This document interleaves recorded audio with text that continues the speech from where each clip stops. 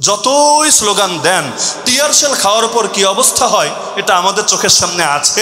জীবনে tear shell খাওয়ার অভিজ্ঞতাও আছে, আর এরপরের প্রতিক্রিয়া দেখার অভিজ্ঞতাও আছে। তো সুতরাং শেখ আব্দুল্লাহ আজম রহমতুল্লাহ আলাইহি বলতেন, কেউ যদি আবেগ থেকে ময়দানে আসে, এক আবেগ থেকে আসবে আর এক আবেগ তাকে সরিয়েও দিতে পারে, কিন্তু আকীদা যদি কাউকে ময়দানে আনে, শাহাদাত ছাড়া কোনো জিনিস তাকে ময়দান থেকে সরাতে পারবে না। আমার অনুরোধ থাকবে, আপনারা নিজেদের মধ্য থেকে এবং আপনাদের ঘনিষ্ঠজন পরিচিতজনদের মধ্য থেকে অন্তত, বেশি না হলেও অন্তত ৩১৩ জন মানুষ যাতে জাতীয় আজমতে সাহাবা কনফারেন্সে মোমেন শাহী, নাম খেয়াল রাখেন, ময়মন সিংহ ওটা না, মোমেন শাহী মানে যেখানে চলে মৌমিনদের শাহান শাহী, এই মোমেন শাহী থেকে কমাস কম ৩১৩, সেই তালুত আলী ইসলামের সঙ্গী, সেই বদরের কাফেলার সঙ্গী, সেই ইমাম মাহদির সঙ্গী, সেই ৩১৩ জন অন্তত ঢাকায় শরিক হবেন। পারবেন না ইনশাআল্লাহ? বলবেন হুজুর সেখানে শরিক না হলে কি হলো, আমরা তো ইউটিউবে দেখে নিতে পারবো, ফেসবুকে লাইভ দেখতে পারবো। হ্যাঁ পারবেন, সন্দেহ নাই। সেখানে এলেম বানানোর জন্য যাবেন না। ওই আমাদের হাকিম আখতার সাহেব রহমতুল্লাহ আলাই, করাচির হজরত, তিনি বলতেন যে আমার কাছে এলেম বাড়াইতে আসো না, আমল শিখতে আসো। এলেম তো আমাদের কাছে বহুত আছে, এলেম বাড়াইতে আমার কাছে এসো না। তো ঢাকা যাওয়ার দাওয়াত আমি এজন্য দিচ্ছি না যে সেখানে গিয়ে নতুন নতুন এলেম শিখবেন যেটা আপনারা মোমেন শাহী থেকে শিখতে পারবেন না, বরং এজন্য দিচ্ছি সাহাবা বিদ্বেষীদের সামনে একটা বার্তা রাখতে চাই আমরা, যে ময়দান তোদের জন্য খালি না। তোরা এখানে ঢাকা শহরের রাজধানীতে বসে জিলহজ মাসে, তাও 18ই জিলহজ এবং বিভিন্ন সময় মুহররম তো পুরো মাস জুড়ে নবীর সাহাবীদের সামনে গুস্তাখি আর বেয়াদবি করবি, আর আমরা কোনায় কানায় গ্রামে মফস্বলে গিয়ে তোদের বিরুদ্ধে প্রতিবাদ করব না, না এটা হবে না। আরে একজন সাহাবা প্রেমিক জিন্দা থাকতেও তোদের জন্য ময়দান খালি করে পালাবে না। তো খেলা তো ময়দানে জমে, খালি মাঠে গোল তো সবাই দিতে পারে। তো সাহাবা প্রেমিকদের যত বড় মিলন মেলা হবে, সাহাবা বিদ্বেষীরা তত ভয় পাবে।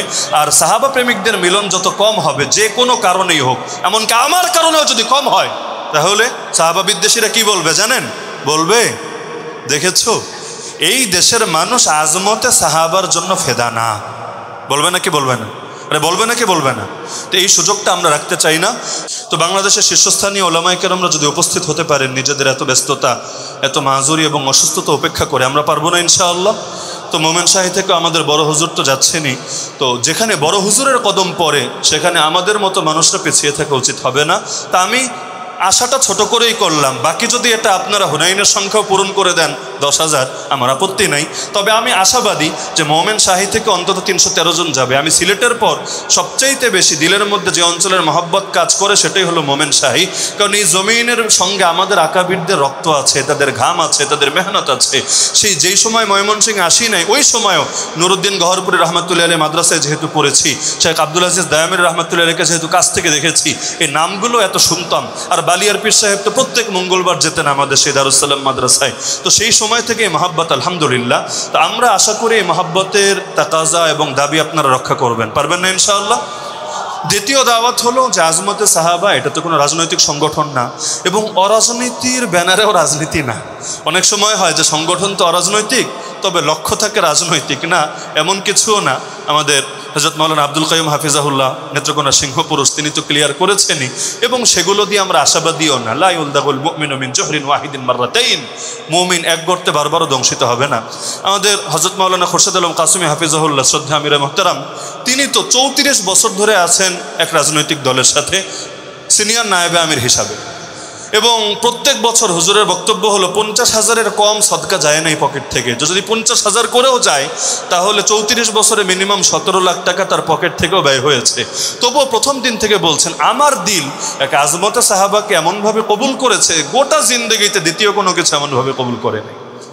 তো এত রাজনীতি, এত কিছুর পর, এবং হুজুরের কথা হলো, আমার যদি সব কিছু থেকে একেবারে বলে যে আপনি হজব হজব হজব, কোনো কিছুতে আপনি থাকবেন না, তবুও বলেন আমি যদি আজমতে সাহাবা নিয়ে দুনিয়া থেকে যেতে পারি, আমি মনে করি আমার জিন্দেগি কামিয়াব ইনশাআল্লাহ।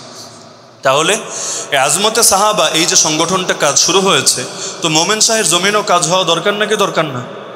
তো যেহেতু বারবার আসলে আমাদের জন্য যাতায়াত করাটাও মুশকিল, বড় হুজুর এখানে উপস্থিত আছেন, তো আমাদের আব্দুল কাইয়ুম সাহেব হুজুর তো বলেছেনই মূলনীতি যে আসলে কাজ করার জন্য খুব বেশি লোক লাগে না, কাম মিন ফিআতিন কালিলা গালাবাত ফিআতান কাসীরাতান বিইজনিল্লাহ। নির্বাচন করতে অনেক লোক লাগে বা সবাই লাগে, সার্বজনীনতা। তবে ইলমে দাওয়াতি কাজ করতে একজন হলেও কাজ করতে হবে। ইন্না ইব্রাহিমা কানা উম্মাহ, নিশ্চয়ই ইব্রাহিম ছিলেন একাই একটা জাতি। তাহলে আমরা যেই কয়জন আছি, আমরা কি সংখ্যার জন্য বসে থাকবো না কাজ শুরু করে দেব? সংখ্যা মানে হলো যে আগে 10 লাখ 20 লাখ হোক, এরপর কাজ শুরু করব না। যেই জিনিস লা ইউদরাকু মা লা ইউদরাকু কুল্লুহু লা ইউতরাকু কুল্লুহু, যেই জিনিস পুরো পাবো না ওই জিনিস আবার পুরো ছেড়ে দিব, এটা যাতে না হয়, যতটুকু সম্ভব ততটুকু করি।